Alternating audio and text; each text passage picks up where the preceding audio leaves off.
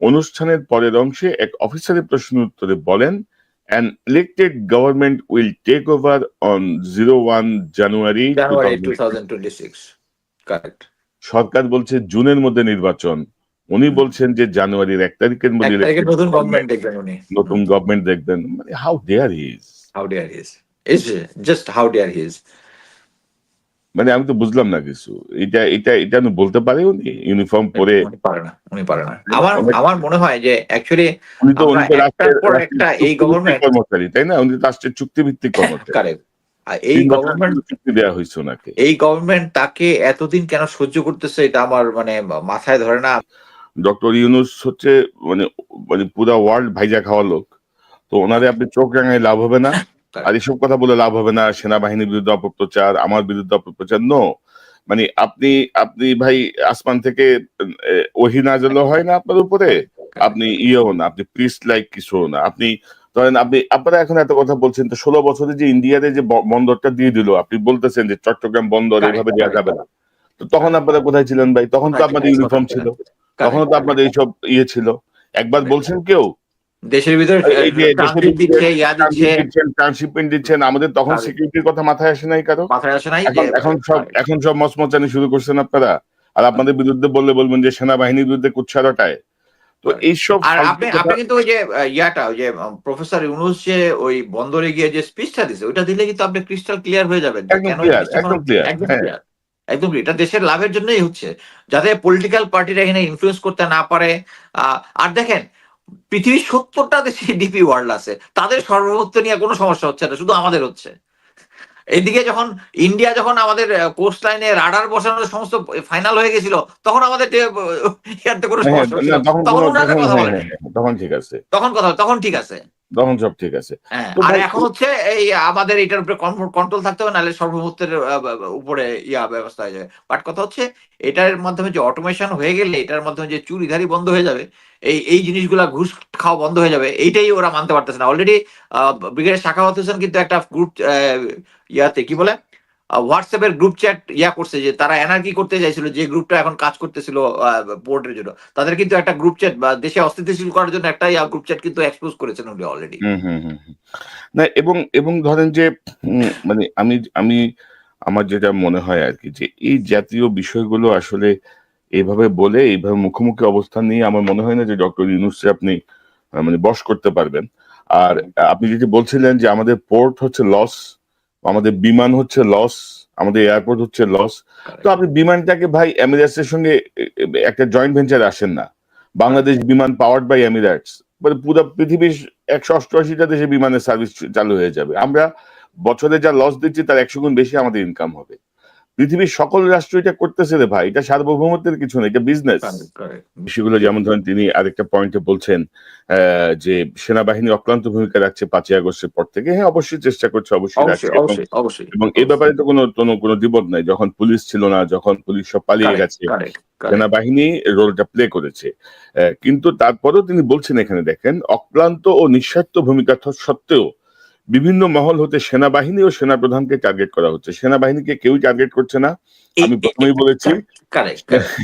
এবং যে কথাগুলো আপনি বলছেন, আমরা জানতে চাই বারবার, এই যে 626 জন বা 27 জন যে নাম্বার, এই এখতিয়ার আপনাকে কে দিয়েছে? তাদেরকে নিরাপত্তা দিয়েছেন, ভালো কথা, তাদেরকে ছেড়ে দেওয়ার অধিকার কে দিয়েছে? কে কাকে দিয়েছে? কারেক্ট। এইটাই আমি একটা জিনিস বলি, যখন 5ই আগস্টের পরে, আগস্টের মধ্যেই আমাকে অ্যাকচুয়ালি একটা সার্ভিং অফিসার, ক্যাপ্টেন, যে সাভার এলাকায় ছিল, সে আমাকে ফোন করে বললো যে স্যার, আমি জানি যে আওয়ামী লীগের এই নেতার পাশে অস্ত্র আছে, আমি যখন অপারেশন করছি আমার অস্ত্র দিয়ে যাচ্ছে না। সো এইটাই হচ্ছে আর কি, যে যেহেতু 9 ডিভিট জিওসি এবং ওখানকার কমান্ডার গুলো সবগুলো ছিল আওয়ামী, সো এরা কিন্তু গ্রাউন্ডে এখন ম্যাজিস্ট্রেসি পাওয়ার নিয়ে যদি যত যাই বলেন, আইন কানুন সবকিছুতে আছে, কিন্তু এটা ইমপ্লিমেন্ট তো করতে হবে। সো ইমপ্লিমেন্ট করার জন্য উনি একদিকে বলতেছে আমরা ম্যাজিস্ট্রেসি পাওয়ার নিয়ে আসি, এবং আমি বলতে পারি যে আমি এখন পর্যন্ত বাংলাদেশে যত আইএস ডিউটি করেছি, আমাদের কখনোই ম্যাজিস্ট্রেসি পাওয়ার ছিল না, এবং কখনোই আমরা ব্যর্থ হই নাই। এই প্রথমবার ব্যর্থ কেন? মানে হচ্ছে আপনি ধরেন আপনি ম্যাজিস্ট্রেসি পাওয়ার নিয়ে মাঠে আছেন, আপনি কোনো কাজ করছেন না, আবার আপনি দাবি করছেন যে পরিস্থিতি করা যাবে। কারেক্ট, পরিস্থিতি অরাজক কারেক্ট। পরিস্থিতি, আইন শৃঙ্খলা ভেঙে পড়েছে, আমি আরো কেন অবনতি বলতেছি হচ্ছে। যে জুনিয়র অফিসাররা উনি যদি এখন এই যে এখন যে মানে তার মাসল ফ্লেক্স করলো সরকারের সামনে যে সেসব দিয়ে দেখাইতো, বাট এটা বলতে পারি যে জুনিয়র অফিসাররা এই যে আমি এতক্ষণ যেটা বললাম যে তাদেরকে অপারেশন করতে দেওয়া হচ্ছে না, they know the exact thing. So উনি অ্যাকচুয়ালি সরকারকে ভয় দেখাচ্ছে এই কথাগুলো বলে, এবং হুম, ওখানে কোশ্চেন আনসার সেশনে যেগুলো সেট করেছে ওটা উনার সেট করা জিনিস, বাট অন গ্রাউন্ডে তার এই পাওয়ারটা নাই, কারণ আর্মি তার পিছনে নাই। এখানে উনি বারবার সেনাবাহিনী এবং সেনাপ্রধানকে বলার চেষ্টা হুম, করতেছে যে হুম, আমরা হুম, সেনাবাহিনী এগেনস্টে, আমরা কখনোই প্রধান এই সেনা প্রধানের এগেনস্টে বলেছি, বিকজ অফ এই এতক্ষণ যে বললাম যে উনি আওয়ামী লীগকে পুনরুদ্ধার করতে চাচ্ছেন, নিষিদ্ধ করতে মানা করেছে। উনি তো সিরিজ, এটা তো না যে একটা বিচ্ছিন্ন ঘটনা বলার সুযোগ নেই, একটার পর একটা, একটার পর একটা, একটার পর একটা। এখানে আমরা শুধু বলতেছি সেনাবাহিনীর এগেনস্টে আমরা কোনো কিছু করতেছি না। সেনাবাহিনী এখনো যে মেইন ফোর্স যেটা আছে উপরের দিকে ৩০-৩৫ জন ছাড়া সবাই কেউ ইন্ডিয়ার হেজিমনি চায় না। এই যে মনে করেন যে আমি আমার কয়েকটা সত্যি বলছি, 24 ডিবের জিওসি নতুন জেনারেল মুশফিক গিয়ে প্রথমেই সে যে ফেনী ওখানে যে শেখ হাসিনা যে ব্রিজটা দিয়েছে ওখানে গিয়ে ওখানে ডিফেন্স সিস্টেমটা হুম, ফাইনাল করেছে, করে রিকমেন্ড করেছে ওখানে যে ইন্ডিয়ার জন্য যে যে জায়গাটা দিয়েছিল, এটা তো ইন্ডিয়া অ্যাকচুয়ালি তার মিলিটারি স্থাপনা করতো ফিউচারে, এখন শুধু জাস্ট ব্যবসা বাণিজ্যের কথা বলে যে এটা তাদের ইপিজেড বলার চেষ্টা করছে, বাট ওই জায়গাটার মধ্যে একটা ব্রিগেড প্লাস স্ট্রেংথ করার চেষ্টা করছে। এটা কিন্তু করতেছে, মানে এটা হচ্ছে একজন বেসিক অফিসার কিন্তু তাই করবে।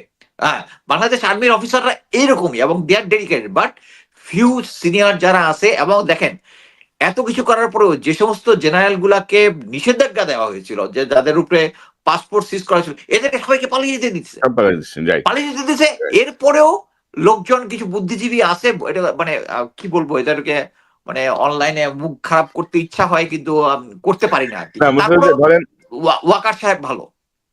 ধরেন একটা বিষয় বলবো যে ধরেন তারপরেও ধরেন এই গত 10 মাসে যে কাউন্টার কু বা প্রতি বিপ্লব এই জাতীয় কিছু হয় নাই, এটা একটা ভালো সাইন আর কি, আমি মনে করি। কিন্তু ধরেন এই যে গদবাঁধা কথা, দেশে বিদেশি স্বার্থান্বেষী মহলগুলো পরিস্থিতিকে আরো অবনতি ঘটাতে চাচ্ছে।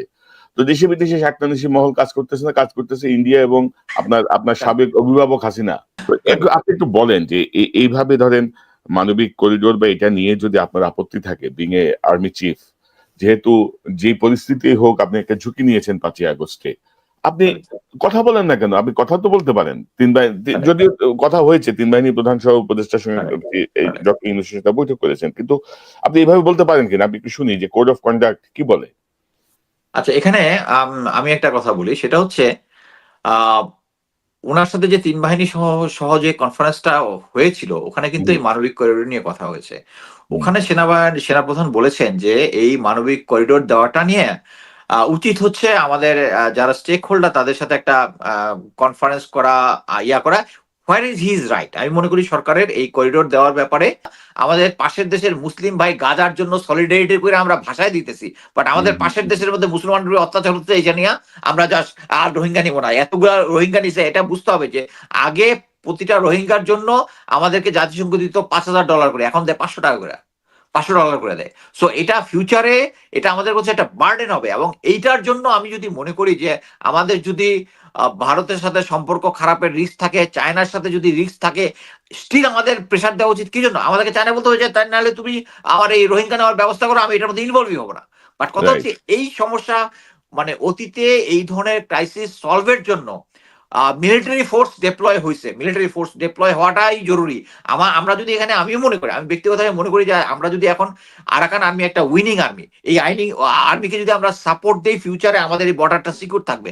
আমরা ধরে নিতে পারি এখন জান্তা সরকারের আর কোনো ফিউচারে গভর্নমেন্ট নাই, আমরা যদি আমেরিকার সাথে একটা ডিলে আসি, আমি যে সেটা হাইপোথেটিক্যাল বললাম, এটা অনেকেই বিরোধিতা করবে, যে আমেরিকার সাথে একটা ডিলে আসি যে ওকে তুমি আমার এয়ার ডিফেন্স সিস্টেমটা চিটাঙে ঠিক করে দিবা, আমি এখানে হেল্প করব, বাট আমার রোহিঙ্গার লোকজন নিয়ে যেতে হবে, দ্যাটস অল। বাট আমি মনে করি স্টিল আমাদের ট্রুপস ইনভলভ না করে আমরা যদি আমাদের বর্ডার পর্যন্ত দেই, তাহলে আমরা এটা অ্যাটলিস্ট একটা প্যাসেজ ওপেন হবে যেটা দিয়ে আমরা এই রোহিঙ্গা ইয়াটাকে আমরা সমাধান করতে পারবো। বিজনেস বিজনেস আর যেখানে সার্বভৌমত্ব বিপন্ন হচ্ছে ওইখানে আপনি স্যালিউট দিয়া খুশি, আর যেখানে আচ্ছা যাই হোক, তো কারেক্ট। যাই হোক, তিনি বলছেন যে বাংলাদেশ সেনাবাহিনী দেশ ও জনগণের কোন রকম ক্ষতি হয় এমন কোনো কাজ করবে না এবং কাউকে এমন কোনো কাজ করতে দেবে না।